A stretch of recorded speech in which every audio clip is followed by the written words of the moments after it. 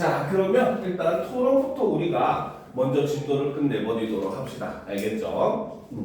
자, 우리가 토론이라고 하는 게 뭡니까? 토론. 토론이 뭐야?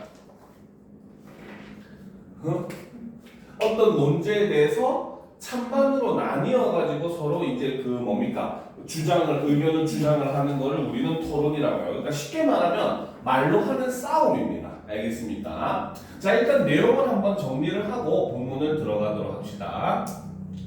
자, 이 글의 갈래는 그쵸? 토론. 그 중에서도 반대, 신문식 토론입니다.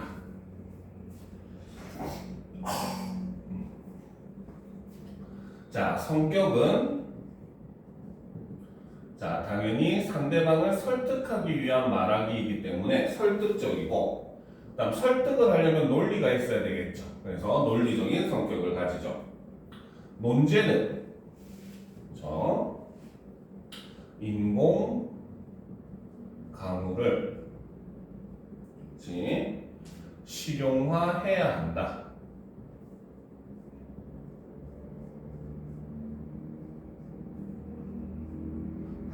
입니다. 자, 필수 쟁점은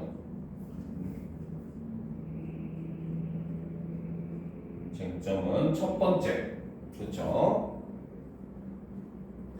자, 우리나라 봄철과 가을철,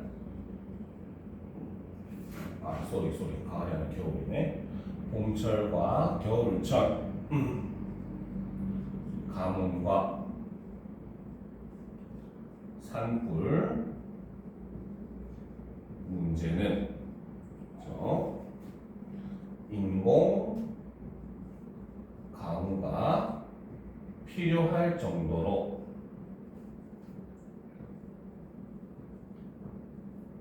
심각한가? 다음 두 번째, 인공 강우의 실용하는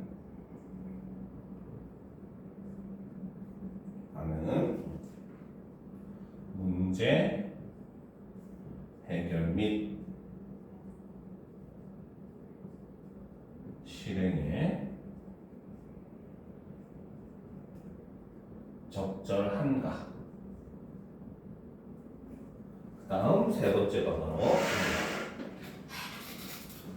인공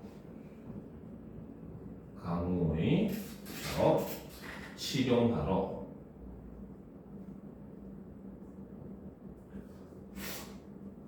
기대되는 효과나 이익이 있는가? 요 세 가지가 이 토론의 필수 쟁점입니다. 알겠죠? 쟁점이라고 하는 것은 일종의 의견이 부딪히는 부분이라고 생각을 하면 돼요. 물론 크게는 찬성과 반대로 우리가 나눌 수 있지만 특히 세부적으로 나눴을 때 이 부분에서 이제 극명하게 의견이 갈리는 그런 부분, 서로 치열하게 싸우는 부분을 우리는 쟁점이라고 합니다. 알겠습니까? 자, 특징은 첫 번째로 토론 절차에 따라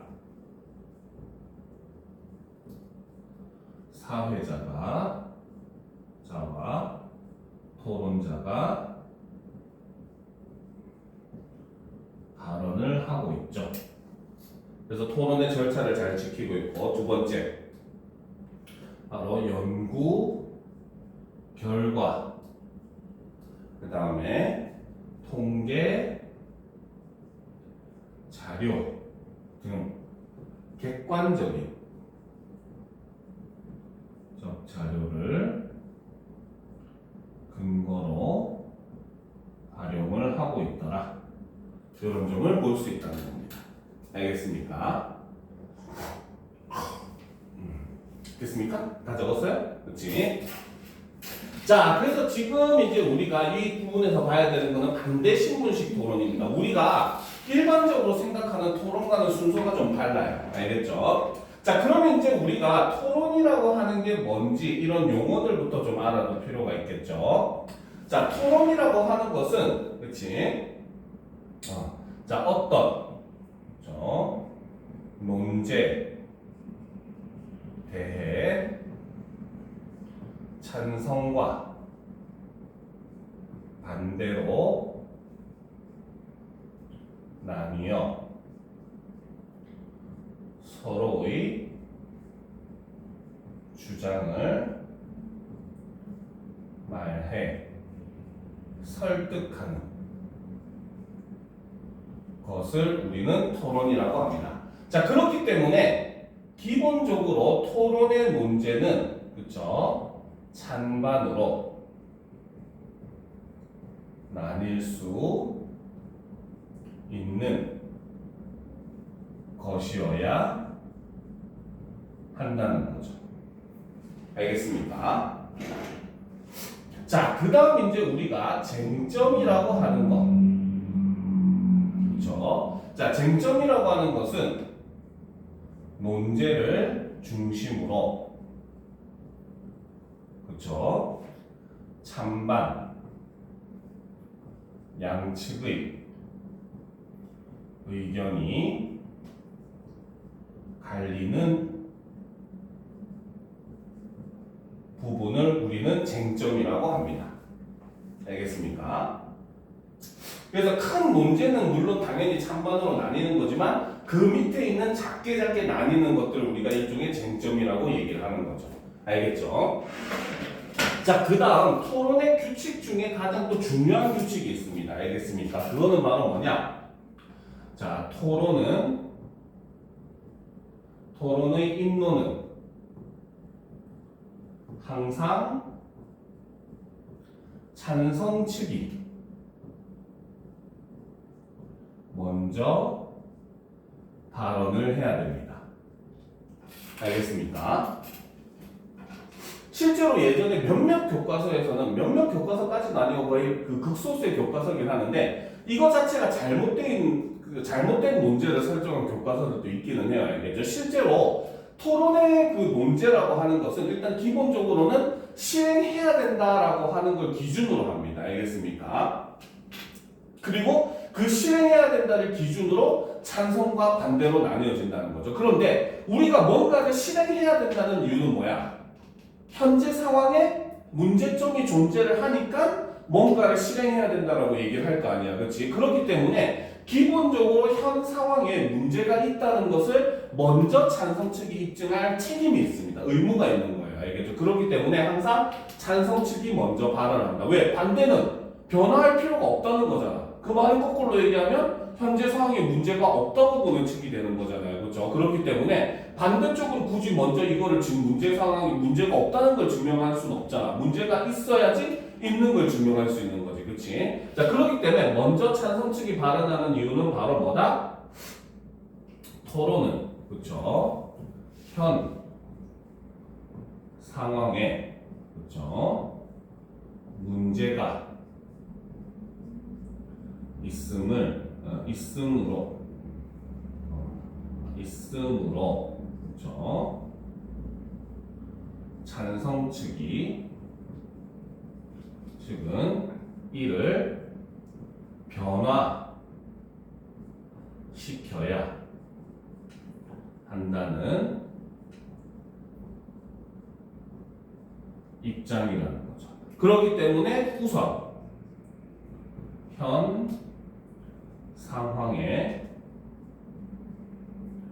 문제가 있음을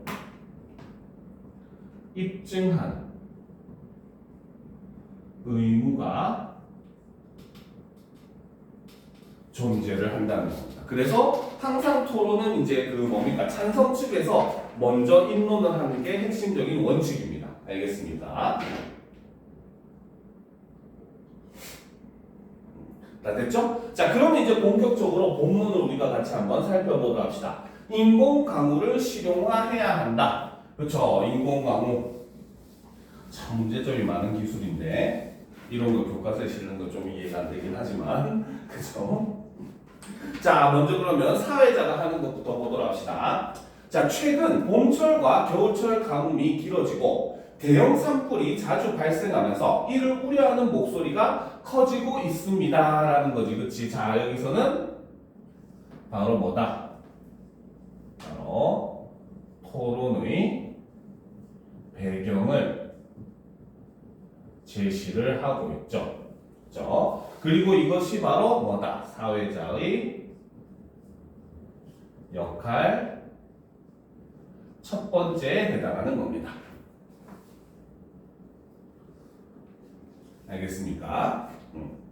자, 다양한 해결 방안을 찾고 있는 가운데 인공강우 실용화가 거론되고 있습니다. 하지만 인공강우 실용화와 관련해서는 찬성 측과 반대 측의 입장이 대립하고 있어 세세하게 살펴볼 필요가 있습니다. 그래서 오늘은 인공강우를 실용화해야 한다.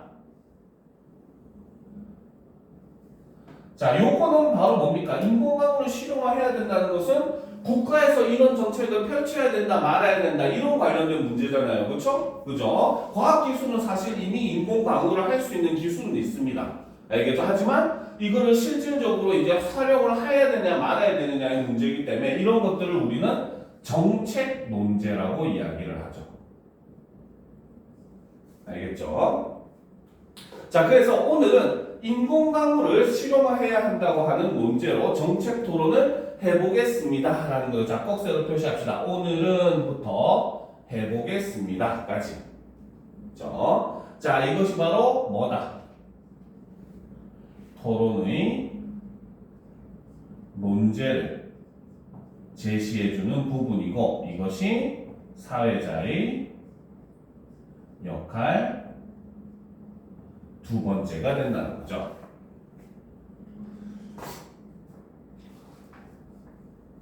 됐습니까? 자, 그리고 이제 사회자가 한 번 더 얘기합니다. 먼저 찬성 측 첫 번째 토론자가 입론하겠습니다. 바로 발언권, 즉 말을 할 수 있는 순서를 지정해 주는 거잖아요. 그렇죠? 그래서 사회자가 또 하는 역할 바로 토론 순서를 그렇죠?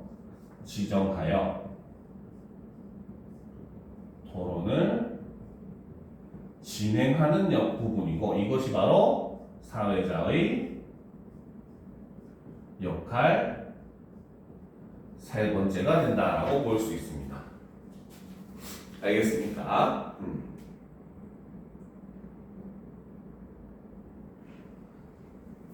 자, 다 적었습니까? 자, 그런데 이제 보도록 합시다. 입론과 반대 신문이라고 되어 있죠. 그렇죠? 자, 이것이 바로 그렇죠? 바로 반대 신문식 토론의 특징이 됩니다. 알겠습니까? 일반적인 토론은 각자 찬성 측 입론, 반대 측 입론, 찬성 측 두 번째 입론, 반대 측 두 번째 입론 이렇게 한 다음에 뭡니까 서로 의논할 시간을 주고 그 다음에 이제 본격적으로 서로 반론만 제기를 하거든요. 알겠죠? 그런 식으로 이제 일반적인 토론은 진행이 되는데 반대 신문식 토론은 한 팀이 먼저 찬성이 입론을 제시하면은 반대 팀이 먼저 반론을 합니다. 알겠죠? 그리고 그 반대쪽이 또 그 다음에 입론을 하게 되면 찬성 측이 또 반론을 하게 되고 알겠지? 그래서 반대 신문식 토론은 바로 뭐다? 입론과 반대 신문이 그렇지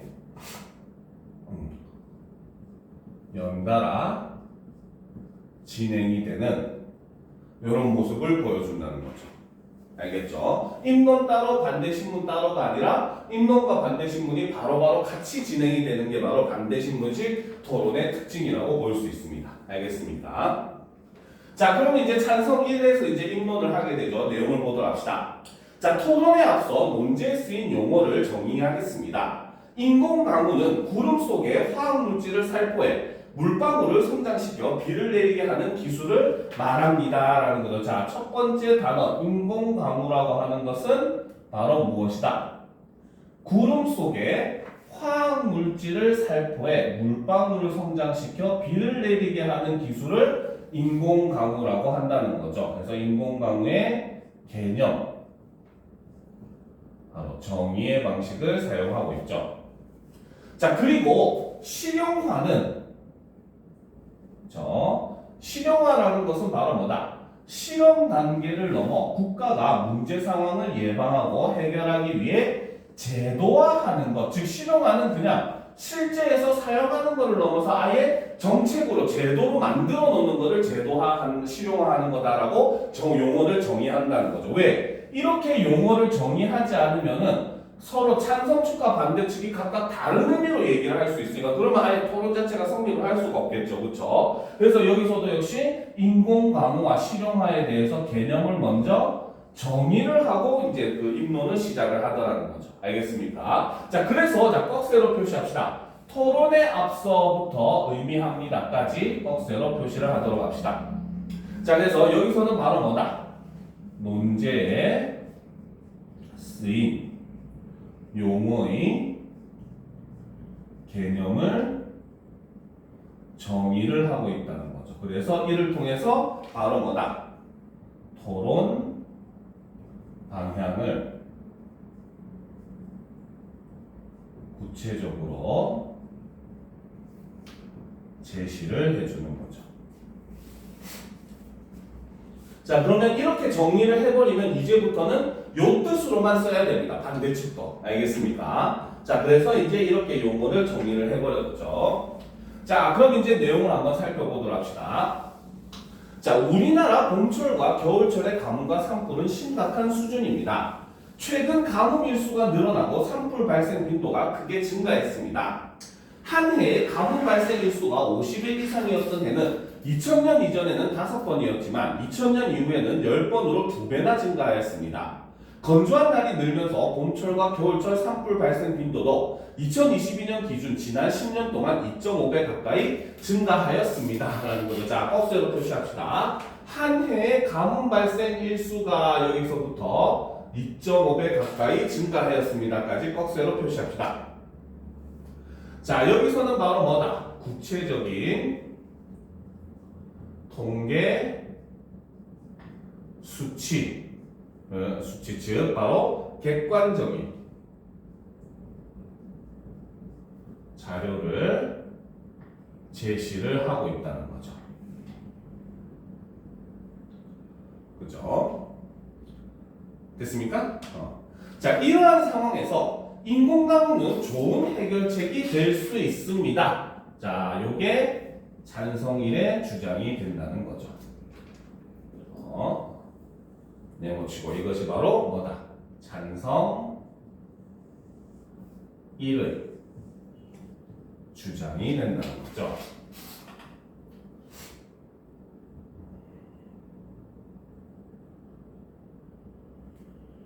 됐습니까? 자, 수차례 실험을 거쳐 실험 가능성을 확인했기 때문입니다. 2018년부터 2021년까지 70여 차례 수행한 인공강우 실험에서 51번 성공하였고 2021년에는 3.5mm의 강우와 1.5cm의 강설에 성공하였습니다. 라는 거죠. 자, 꺽쇠로 표시합시다. 그쵸? 자, 강우와 다음 페이지. 그쵸? 강설에 성공하였습니다. 까지. 자, 여기까지 꺽쇠로 표시를 하도록 합시다. 그죠? 즉, 바로 뭐다? 자, 이것은 바로 찬성 1의, 그쵸? 근거 자료라는 거죠. 이것은 바로 뭐다? 인공 강우 실험 성과를 이렇게 제시를 해줬다는 겁니다. 알겠죠? 그래서 이미 실험에서 굉장히 높은 그 비중으로 성공을 한 경험이 있기 때문에 이거를 실질적으로 우리가 활용할 수 있는 단계에 왔다라고 주장을 하더라는 거죠. 알겠죠? 자, 실험 단계에서 성공한 가뭄량으로는 가뭄과 산불을 예방하거나 해결하기 미흡하다고 비판할 수 있습니다. 그러나 앞서 언급한 실험 성과는 우리나라의 한 대뿐인 인공강우 전용 항공기로 이뤄낸 것입니다. 전용 항공기를 더 확보하고 전문 인력과 예산을 늘려 인공광으로 시행한다면 인공광으로 가뭄과 산불을 충분히 예방할 수 있습니다. 자, 이어서 반대측 토론자의 반대 신문이 있겠습니다. 역시 여기서도 바로 뭡니까? 순서를 지정을 해주고 있는 거죠. 그렇죠? 자, 그래서 아까 얘기했듯이 바로 반대 신문식 토론이기 때문에 바로 인론에 대해서 반대 신문을 하는 거죠. 자, 반대이가 먼저 합니다. 건조한 날이 늘면서 산불 발생 빈도가 증가했다고 하였는데 그렇게 판단한 근거가 있나요? 자, 2022년 월별 건조일수와 산불 발생 건수 그래프를 보면 흐름이 비슷하다는 것을 알 수 있습니다. 라는 거죠. 자, 여기서도 역시 마찬가지 바로 뭐다? 2022년 월별 건조일수와 산불 발생 건수 그래프라고 하는, 그쵸? 그죠? 바로 여기서도 구체적인 통계 수치가 드러나는 객관적인 자료를 제시를 하고 있죠. 그죠? 자, 그리고 옆에 이제 그 그래프가 나와 있습니다. 그래서 월별 건조일수와 산불 발생 건수를 보게 되면은 건조일수랑 비슷하게 이렇게 나타나더라는 거죠. 알겠죠? 그래서 여기서는 그래프라고 하는, 그쵸? 시각 자료, 그 중에서도 그래프 자료를 활용을 함으로써 상대방의 이해를 돕고 있다는 겁니다. 알겠습니까? 자, 그런데 이 그래프를 보면 어떤 결과가 나온다? 바로 흐름이 비슷하다 라는 결과가 나온다는 거죠. 이게 바로 뭐다? 그래프를 통해 알 수 있는 내용인 것이고, 이 내용은 바로 뭐다? 건조일수와 산불 발생 건수는 뭡니까? 서로 비례한다 라고 볼 수 있다는 거죠. 알겠습니까? 자, 계속 보도록 합시다. 자, 건조한 날이 늘면서 산불이 빈번해진 건 분명합니다. 자, 4월과 12월은 건조일수와 산불 발생 건수의 흐름이 맞지 않는데 찬성 측이 건조일수와 산불 발생 건수가 상관관계가 있다고 해석한 것은 적절하지 않습니다. 지난 10년간 연평균 산불 발생 건수 통계에 따르면 사람이 실수로 낸 산불의 비중이 33%로 산불 발생 원인 1위입니다. 자, 꺽쇠로 표시합시다. 4월과 12월부터 산불 발생 원인 1위입니다. 까지 꺽쇠로 표시합시다. 자, 표시했습니까? 그쵸? 자, 여기서는 지금 바로 뭐다? 찬성 측의 문제를 제기하는 부분이죠. 바로 어떤 문제? 즉, 그래프의 해석이 올바르다, 다르다? 그쵸? 바로 여기 보면 4월달에는 오히려 건조일수가 적음에도 불구하고 산불 발생 건수가 굉장히 높죠. 그쵸? 12월은 반대로 건조일수가 매우 높은데 반면에 산불 발생 건수는 낮습니다. 그치? 즉, 바로 뭐다? 바로 자, 그래프 해석의 적절성 문제를 제기를 하고 있다는 거죠. 너의 그래프 해석은 틀린 해석일 수 있다. 그렇죠? 그리고 실제로 여기서도 근거로 되는 게 산불 발생 원인의 1위는 바로 사람에 의한 산불이라는 거지. 그렇지? 그렇다는 것은 굳이 인공광우가 아니라 사람들에 대한 단속이나 교육이 제대로 되면 충분히 할 수 있지 않냐라고 반론을 할 수 있다는 거죠. 그죠? 오케이? 자, 계속 보도록 합시다. 자, 인공광우보다 실수로 낸 산불을 막는 게 더 현실적인 산불 예방책이 아닐까요? 자, 근본적으로 건조한 기후 환경이 개선되지 않으면 단 한 건의 화재가 대형 산불로 번질 수 있습니다. 2019년에 기상청에서 밝혔듯이 산불이 자주 발생하는 시기에 인공광으로 건조한 대기를 바꾼다면 산불을 효과적으로 예방할 수 있을 것입니다. 라는 거죠. 그래서 여기서는 바로 뭐다? 바로 반대 신문에 대한 반박을 하고 있죠. 그렇죠?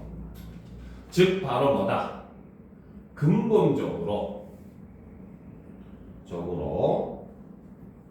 건조한 기후 환경의 개선이 필요하다 라고 주장을 한다는 거죠. 됐습니까? 자, 다음으로 반대측 첫 번째 토론자가 입론하겠습니다. 자, 이제는 반대측의 입론 차례가 온 거죠. 자, 보도록 합시다. 자, 봄철과 겨울철 가뭄과 산불은 우리 사회가 해결해야 할 중요한 문제라는 점은 찬성 측과 입장이 같습니다. 라는 거죠. 그렇지? 자, 이 점은 바로 뭐다? 봄철과 겨울철 가뭄과 산불은 우리 사회가 해결해야 할 중요한 문제라는 점은 바로 뭐다? 그 반대측도 공감하는 부분이라는 거죠. 그렇죠? 그래서 이 부분은 바로 뭐다? 저 바로 반대측이 찬성 측과 입장을 같이 하는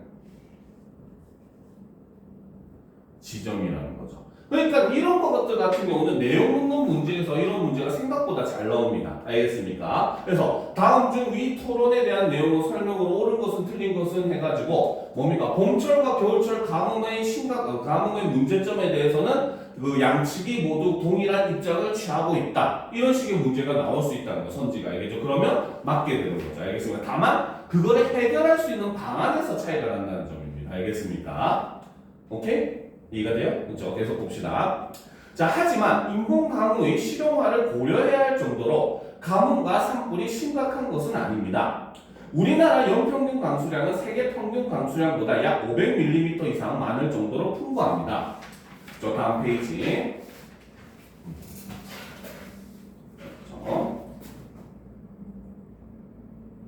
자, 다만 다른 나라에 비해 우리나라는 1인당 물 사용량이 많고 가뭄이 발생했을 때 적절하게 수자원을 이용하기 어려운 지역이 많아. 자, 밑줄 칩시다. 바로 우리나라는 1인당 물 사용량이 많고 가뭄이 발생했을 때 적절하게 수자원을 이용하기 어려운 지역이 많다는 거죠. 그렇죠? 자, 이것이 바로 뭐다? 반대측이 생각하는 가뭄 발생의 원인이라는 거죠. 즉 반대측은 바로 뭐다? 우리나라가 그 건조한 기후가 있는 게 물이 적어서 그렇다는 그런 건 아니라는 겁니다. 알겠습니까? 자, 수자원이 부족한 것처럼 보이는 것입니다. 또한 산불은 사람의 실수가 직접적인 원인입니다. 실수로 낸 산불의 비율이 봄철에 먼밭을 태우거나 산 주변에서 쓰레기를 소각하다가 산불로 번진 것까지 더하면 사람이 일으킨 산불은 그 비중이 전체의 59%에 이를 정도입니다. 따라서 산불 문제는 실수로 낸 화재나 쓰레기 소각 등으로 발생하는 화재를 사전에 예방하면 해결할 수 있습니다. 라는 거지. 그치? 즉 바로 뭐다?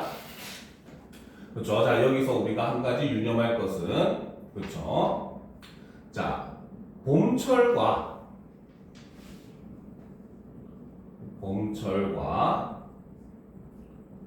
겨울철 가뭄 문제가 심각한 점은 양측이 모두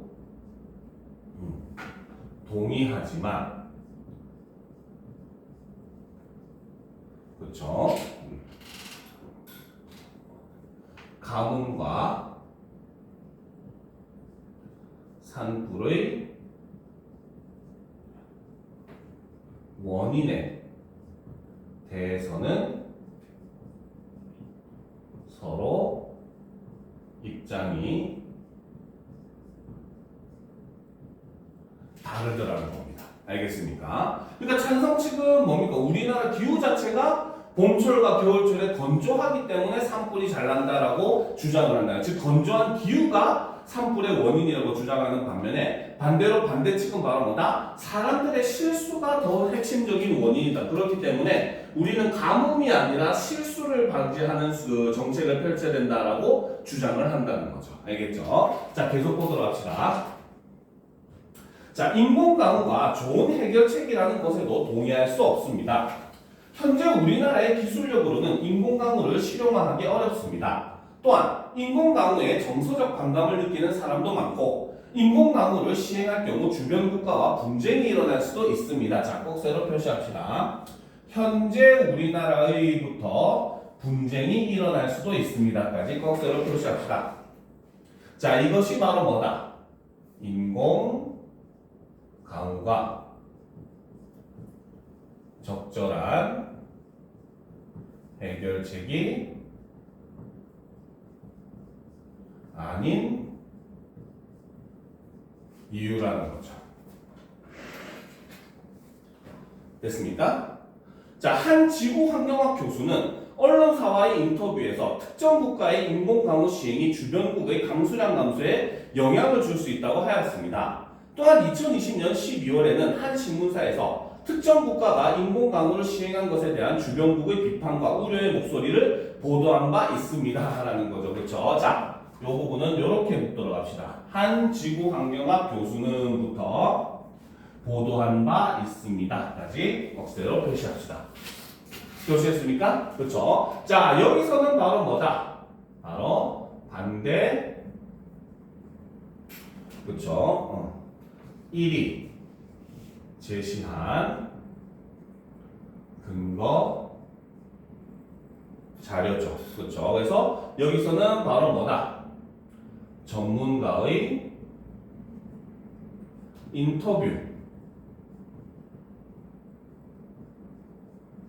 내용하고 그 다음에 신문사의 보도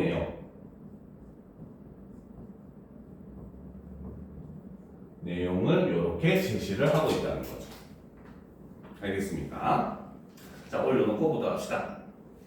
자, 이처럼 그렇죠?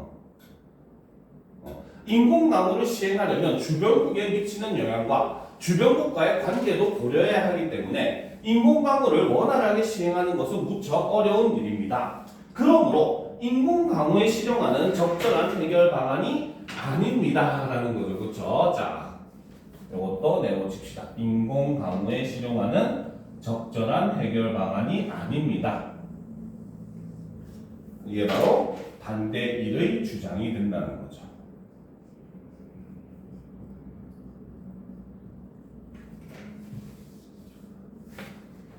됐습니까? 자, 다음으로 찬성 측 토론자가 반대 신문하겠습니다. 인공강우의 시행을 반대하는 이유로 정서적 반감을 언급하였는데요. 이를 뒷받침하는 근거가 있습니까? 2021년에 미국의 한 설문조사 업체에서 미국 성인을 대상으로 인공강우에 관한 인식을 조사한 결과 미국 성인 10명 중 7명은 인공강우가 지구 생태계에 미치는 영향이 완전히 밝혀지기 전에 인공강우를 시행하는 것을 우려하였습니다. 라는 거죠. 그렇죠? 자, 여기서는 이제 뭡니까? 근거를 지금 제시를 하고 있죠. 자, 여기서 반대 1이 제시한 근거가 나타나고 있죠. 그것은 바로 뭐다? 외국의 설문 조사 결과죠. 자, 반대측이 제시한 근거는 외국의 설문조사 결과로 우리나라의 여론과 맞지 않을 수 있습니다. 근거 자료로서 적합하지 않은 것 아닙니까? 그래서 자료의 이제 신빙성, 그렇죠? 이거를 지금 문제를 제기를 하는 거죠, 그렇죠? 됐습니까? 그렇죠? 자, 다음 페이지. 자, 나비 효과라는 용어처럼 기상은 변수가 많고 복잡하여 예측하기 어렵습니다. 인공강우로 예상치 못한 기후 문제가 발생할 수 있다는 우려는 특정 국가에 한정되지 않습니다. 미국의 설문조사 결과이지만 우리나라와 크게 다르지 않을 것이라고 생각합니다. 라는 거죠. 자, 꺽쇠로 표시합시다. 자, 이것이 바로 뭐다? 반대 신문에 대한 반박이죠. 바로 뭐다? 기후 문제는 특정 국가에 국한되지 않는다는 거죠. 그렇죠? 됐습니까? 자, 찬성 측 두 번째 토론자의 입론이 있겠습니다. 그렇죠? 자, 자, 인공강우의 실험화로 기대되는 효과와 이익은 시행에 투입되는 비용보다 경제적 이익이 더 클 것으로 예상됩니다. 라는 거지. 그치? 자, 알고 또 표시를 해봅시다.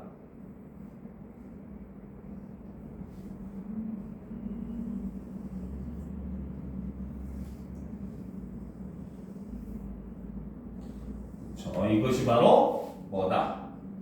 찬성, 이의 주장이 된다는 거죠. 알겠습니까? 즉 바로 뭐다? 찬성이는 바로 뭡니까? 그 인공강우로 실용화를 하게 되면은 비용보다 이익이 훨씬 더 크다라고 주장을 한다는 거죠. 자, 2010년 기상청 분석에 따르면, 그치? 자, 근데 여기서 보면은 지금 2010년 기상청 분석을 지금 가지고 온다는 거죠. 그렇죠? 그래서 여기서는 분석 자료를 제시를 하는데 이거는 바로 뭡니까? 분석 시점이 비교적 오래된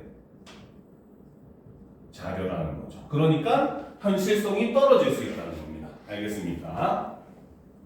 그래서 2010년 기상청 분석에 따르면 연간 36억 원을 투입한 인공강우 실험의 경제적 가치는 연간 600억 원이 넘는다고 합니다. 1mm의 비가 적은 것처럼 보이지만 산불이 번지지 않게 하고 십수만 톤의 수자원이 생깁니다. 반대측은 우리나라의 기술력으로는 인공강우의 실용화에 한계가 있다고 합니다. 물론 강우량 수치만 보면 그렇게 판단할 수 있습니다. 그러나 이는 인공강우 기술의 개발 역사나 연구 수준을 고려하지 않고 결과만을 중요하게 생각하는 태도입니다. 인공강우 기술의 선진국이라 불리는 미국, 중국, 러시아 등은 모두 기술 개발의 역사가 70년 이상으로 우리나라보다 배 이상 깁니다. 또한 해당 국가들은 인공강우 시행에 필요한 항공기도 수십 대를 보유하고 있습니다. 어떤 기술이든 실용화에는 비용이 듭니다. 우리나라와 미국의 인공강우 개발 역사는 차이가 크지만 우리나라와 미국의 기술 격차는 7년 이내라고 합니다. 전문 인력과 예산이 확보된다면 인공강우로 가뭄을 해결할 수 있습니다. 라는 거지, 그치? 자, 그래서 이 부분에서는, 그렇죠? 옆에다 화살표하고 씁시다. 바로 반대측, 주장에 대한 반박을 하고 있다는 거죠.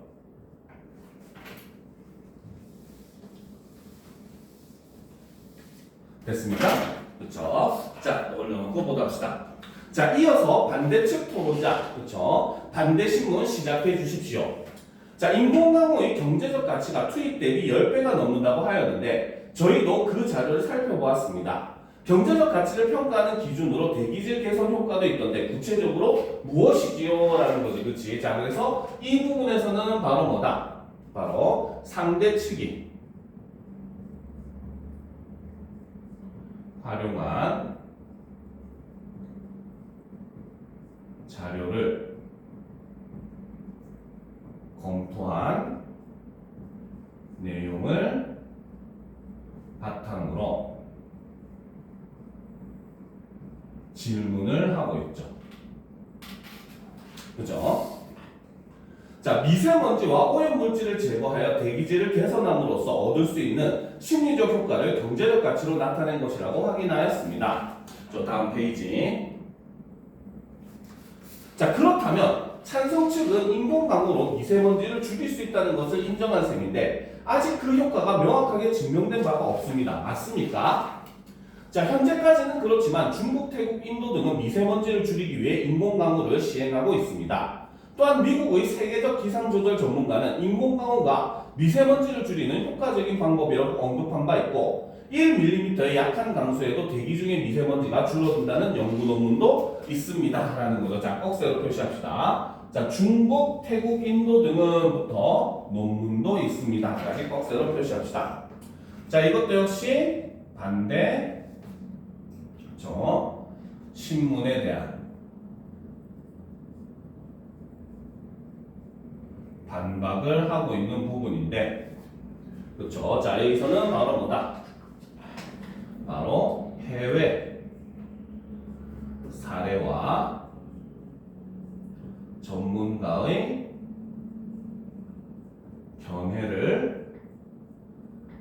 제시를 하고 있다는 거죠. 알겠습니까? 자, 이어서 반대측 두 번째 토론자의 입론이 있겠습니다.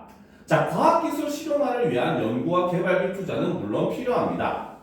자, 하지만 제한 없이 지원될 수는 없습니다. 2022년 국회 국정감사에서 2018년부터 2022년 9월까지 인공가구 실험에 그렇죠. 자, 인공가구 실험에 200억 원 가까이 투입되었지만 만족할 만한 성과가 없었던 점이 문제로 지적된 바 있습니다. 그렇죠. 자, 밑줄 치도록 바로 인공가구 실험에 200억 원 가까이 투입되었지만 만족할 만한 성과가 없었던 점이 있다는 거죠. 그렇죠? 즉 바로 뭐다? 오히려 경제적 이익보다 비용이 크다는 거죠. 찬성 측에서는 오히려 경제적 이익이 비용보다 크다고 했는데 얘는 반대로 지금 얘기를 한다는 거죠. 그렇죠? 자, 이는 세금 낭비라는 비판을 피하기 어렵습니다라는 거죠. 즉 인공가구 실용화를 위해서 여러 가지 연구를 하고 하는 것은 세금을 낭비하는 일이 될 수 있다라고 주장을 한다는 거죠. 이게 바로 반대 이의 주장이 되죠. 그렇죠? 자, 그리고 구름을 만들 때 이용되는 화학물질에 대한 논란도 고려해야 합니다. 이 화학물질은 약하더라도 독성을 지녔습니다. 이러한 물질이 비에 포함되어 내린다는 사실을 사람들이 안다면 사람들은 어떻게 반응할까요? 따라서 먼저 구름을 만들 때 사용되는 화학물질이 환경과 인체에 어떤 영향을 미치는지 면밀하게 검토해야 합니다. 그렇죠? 자, 우리나라의 봄철과 가을철 가뭄이 인공강우를 고려할 정도로 심각한 상황은 아닙니다. 세계보건기구에 따르면, 자, 여기서도 지금 바로 뭐다? 세계보건기구의 이제 뭡니까? 연구 결과를 제시를 하고 있다는 거죠. 그렇죠? 그래서 여기서도 바로 신뢰할 만한 기관의 자료를 제시하고 있죠. 자, 세계 인구의 절반가량은 1인당 하루 100리터 이하의 물로 살아가지만 우리나라는 300리터 이상을 이용할 정도로 낙관적인 상황입니다. 그리고 인공강으로 강수량을 늘려 가뭄을 해결하는 것은 근본적인 해결책이 아닙니다. 수자원 이용이 어려운 지역에서도 수자원을 평등하게 사용할 수 있도록 물 공급망을 구축하고 일상생활에서 물 절약을 실천해야 합니다. 라는 거예요. 그래서 인공강우보다는 이게 더 중요하다라고 제시를 하는 거죠. 그렇죠? 자, 찬성 측 토론자 반대 신문을 시작해 주십시오. 혹시 인공강우를 시행하고 있거나 실험 중인 나라가 얼마나 되는지 알고 있습니까? 자, 언론 기사마다 차이가 있지만 대략 50여 개국이라고 알고 있습니다. 반대 측이 언급한 자료를 좀 더 구체적으로 짚어드리겠습니다. 인공강우에 적극적인 아랍에미리트는 현재까지 1,500만 달러 이상을 투자하였고 미국과 중국은 인공강우 선진국으로 예산은 우리나라와 비교가 무의미할 정도로 많습니다. 이에 비해 우리나라의 인공강우 예산은 매우 적은데 이를 두고 세금 낭비라고 하는 것은 과한 비판 아닙니까? 자, 꺽쇠로 표시를 하도록 합시다. 알겠죠? 자, 여기서 보면은 자, 인공강우에 적극적인 아랍에미리트는부터 과한 비판 아닙니까? 까지 꺽쇠로 표시합시다. 그쵸? 자, 여기서는 바로 뭐다? 외국과 우리나라의 인공강우 예산을 비교를 하고 있다는 거죠. 그렇죠? 자, 그래서 이를 통해서 바로 뭐다? 세금의 낭비 여부를 판단을 하고 있다는 거죠. 됐습니까? 자, 아닙니다. 인공강우가 성공하려면 지형과 기후가 적합해야 하고 구름이 있어야 합니다. 하지만 정작 비가 필요한 봄과 겨울에는 구름 없는 날이 많아서 인공강우가 쓰일 가능성이 낮습니다. 그래서 세금 낭비라고 한 것입니다. 라는 거죠. 그렇죠? 자, 꺽쇠로 표시합시다. 정작 비가 필요한부터 세금 낭비라고 한 것입니다. 라는 거죠. 그렇지? 자, 여기서는 지금 바로 뭐다? 바로 우리나라의 대기 상태에 따른 인공 강우의 유용성을 지금 말을 하고 있다는 거죠. 그래서 이를 기준으로 바로 뭐다? 세금 낭비 여부를 판단을 하는 거죠. 즉 우리나라는 대기 봄철과 겨울철의 대기 상태 자체가 인공광호를 하기에 적합하지 않다라는 거죠. 알겠습니까? 자, 이제 반론의 시간이 왔죠. 이제 서로 또 반론을 하는 시간입니다. 자, 보도록 합시다. 지금까지 찬성과 반대 양측의 입론과 반대 신문이 있었습니다. 이제 반론을 들어보겠습니다. 반대 측 첫 번째 토론자 시작해 주십시오. 반론은 반대 측이 먼저 합니다. 알겠습니까? 입론은 찬성 측이 먼저 하고 알겠죠? 자, 과연 인공광호의 실용화만이 봄철과 겨울철 가뭄을 해결할 수 있는 유일한 방안일까요? 물 공급망 구축과 물 낭비를 줄이려는 노력으로도 충분히 해결할 수 있습니다. 또한 아직 인공광호에 관한 국제적인 규약이 없습니다. 우리나라의 인공광호 실험에 있는 국가가 민감하게 반응하기도 합니다. 인공광호의 효과가 확실치 않고 국가 간 분쟁의 소지도 있으므로 인공광호의 실용화는 좀 더 지켜볼 일입니다. 자, 찬성 측 첫 번째 토론자의 반론이 있겠습니다. 단기적으로 보면 인공광호의 실용화에 여러 한계가 있을 수 있습니다. 하지만 물은 인류에게 선택이 아니라 필수입니다. 비싼 비용을 치르더라도 이용할 수밖에 없습니다. 전 세계는 수자원을 확보하기 위해 기술적, 정책적 노력을 기울이고 있습니다. 인공광호의 실용화는 가뭄을 해결할 뿐만 아니라 우리나라를 수자원 조절 기술 강국으로 거듭나게 하여 국가적 이익이 될 것입니다. 자, 꼭 써서 표시합시다. 인공광호의 실용화는부터 국가적 이익이 될 것입니다. 까지. 그쵸? 자, 이것이 바로 뭐다? 인공광호의 실용화로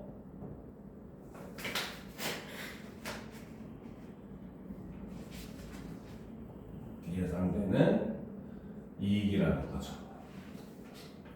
즉 우리나라가 이 기술을 선도하면 외국에 수출하고 이러면 여러 가지 또 이익이 있을 수 있다는 거죠. 그렇죠? 자, 반대측 두 번째 토론자의 반론이 있겠습니다. 인공광호가 효과적이려면 비를 내릴 구름이 있어야 합니다. 인공광호가 절실한 봄철과 겨울철에 우리나라는 고기압의 영향으로 구름이 없는 날이 많아 인공광호를 실시하기 부적합합니다. 이외에도 고려해야 할 기상 요소가 너무 많아 인공광호의 실용화는 우리나라 실정에 맞지 않으며 비효율적입니다. 자, 찬성 측 두 번째 토론자의 반론이 있겠습니다. 자, 가뭄을 비롯하여 산불, 미세먼지로 고통받는 사람들이 많습니다. 인공광호 실용화는 가뭄과 산불을 예방하거나 해결하고 특히 미세먼지를 개선하는 데 희망이 될 것입니다. 반대 측에서는 시민의 물 절약을 강조하는데 물 절약 캠페인을 꾸준히 시행하고 있음에도 우리나라 물 사용량은 매년 증가하고 있습니다. 물 절약 캠페인은 중요하지만 궁극적인 해결책이 아닙니다. 우리나라는 가뭄 때문에 급수 제한까지 거론되는 나라입니다. 안정적인 강수량을 확보하려면 인공광호를 실용화해야 합니다. 네, 지금까지 인공광호의 실용화에 관한 찬반 양측의 의견을 들어보았습니다. 서로의 입장과 관점을 교환하고 문제에 대한 합리적인 해결 방안이 무엇인지 탐색할 수 있었던 시간이었습니다. 이것으로 오늘 토론을 마치겠습니다. 라는 거죠. 그쵸? 그쵸? 자, 그래서 지금 여기서는 바로 뭐다?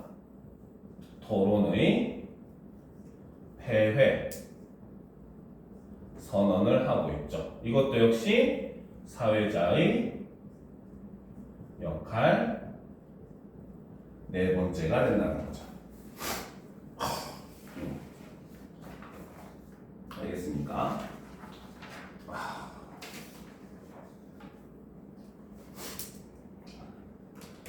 실제로 이제 그 중국이 베이징 올림픽 한다고 인공광호 썼다가 그 다음에 몇 년 동안 고생을 했죠. 비가 안 내려가지고. 그러니까 약간 우리가 이런 걸 한번 생각을 해볼 필요가 있어. 우리 과학 시간에 항상 얘기하는 거 있잖아요. 바로 뭐야?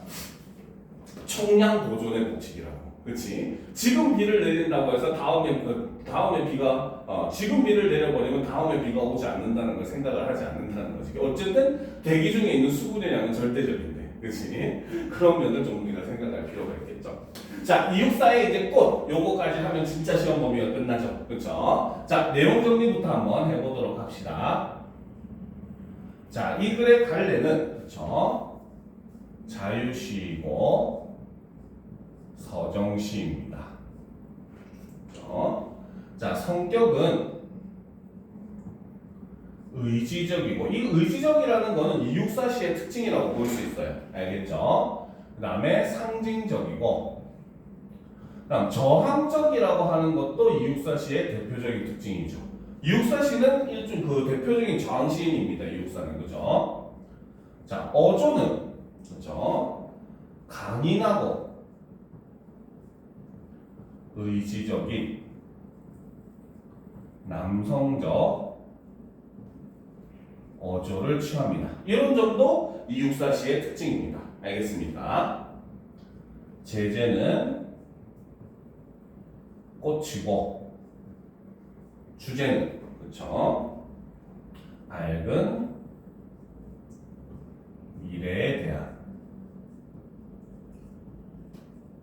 신념을 이야기를 하죠. 특징은 첫 번째로 자, 상징에 의한 암시적인 표현을 사용합니다. 자, 그리고 두 번째, 자연 현상을 인간사에 적용을 함으로써 이를 토대로 시상을 전개시키죠. 자, 그 다음 세 번째, 그렇죠? 자, 선경 후정의 구조를 사용하고 있고, 그 다음 점층적 시상 전개를 사용하고 있습니다. 자, 네 번째는 대조적 이미지의 시어를 사용하고 있고, 마지막 다섯 번째로는 극한적 의미의 시어를 사용을 하죠. 그래서 이를 통해서 강한 의지를 강조하는 모습을 볼 수 있습니다. 알겠습니까? 자, 그러면 이제 우리가 이런 걸 염두에 두면서 작품을 한번 살펴보도록 합시다. 자, 동방은 하늘도 다 끝나고 비 한 방울 날이 잦는 그 땅에도 라는 거지, 그치? 자, 여기서 바로 동방. 우리나라를 얘기할 때 동방이라는 말 쓰잖아, 그치? 그죠? 우리나라가 예절이 좋다는 의미로 동방예의지국이라고 하죠. 그치? 왜? 일종 예전에는 이제 이런 중화사상이 좀 우리나라에도 많이 지배를 하고 있었거든요. 그러니까 세상의 중심을 중국이라고 보고 중국의 동쪽에 있기 때문에 우리나라를 동방이라고 많이 얘기합니다. 알겠죠? 근데 자, 그렇기 때문에 이 동방이라고 하는 것은 바로 뭐다? 우리나라. 그렇죠? 를 상징한다고 볼 수 있죠. 자, 그런데 이 우리나라가 지금 어떤 상황이다?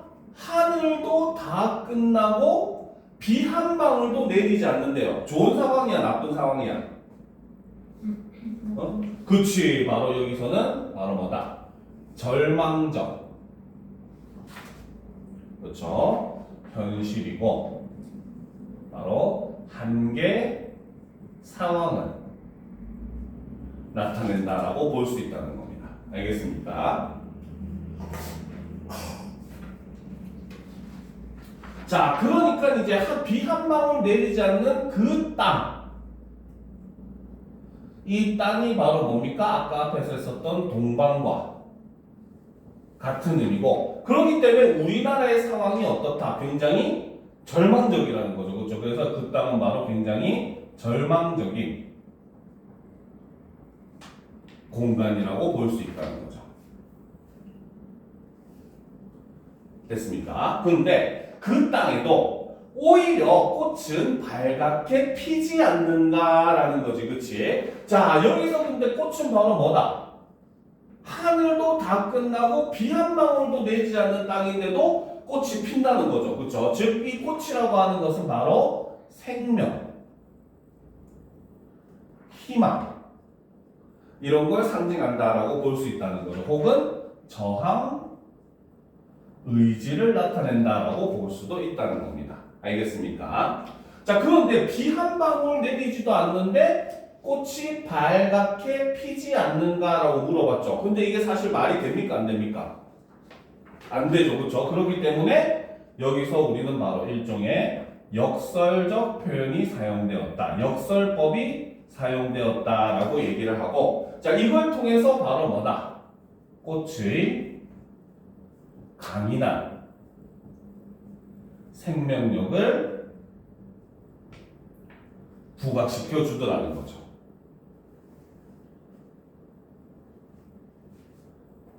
알겠습니까? 내 목숨을 꾸며 쉼 없는 날이요라는 거죠. 그래서 여기서 이 목숨이라고 하는 것은 일종의 개인적인 안위라는 거죠. 내 개인적으로 이제 편하는 거. 이것을 꿈꾸면서 어떻게 쉼 없는 날이요라고 해서 영탄의 의미를 영탄법을 사용하고 있고, 이를 통해서 화자의 의지를 강조하고 있다는 거죠. 자, 계속 보도록 합시다. 그래서 극한적 상황에서 피는 꽃을 보면서 화자의 이런 저항 의지라든지 이런 거를 또 다지고 있다라고 볼 수 있다는 겁니다. 알겠죠? 자, 그 다음 봅시다. 북쪽 툰드라에도 찬 새벽은, 그렇죠? 툰드라 지역, 우리가 이 지리 시간이나 이런 데 많이 배우잖아. 그치? 사회 시간에도 한 번씩 배우고, 그치? 역시 이것도 바로 뭐다? 절망적인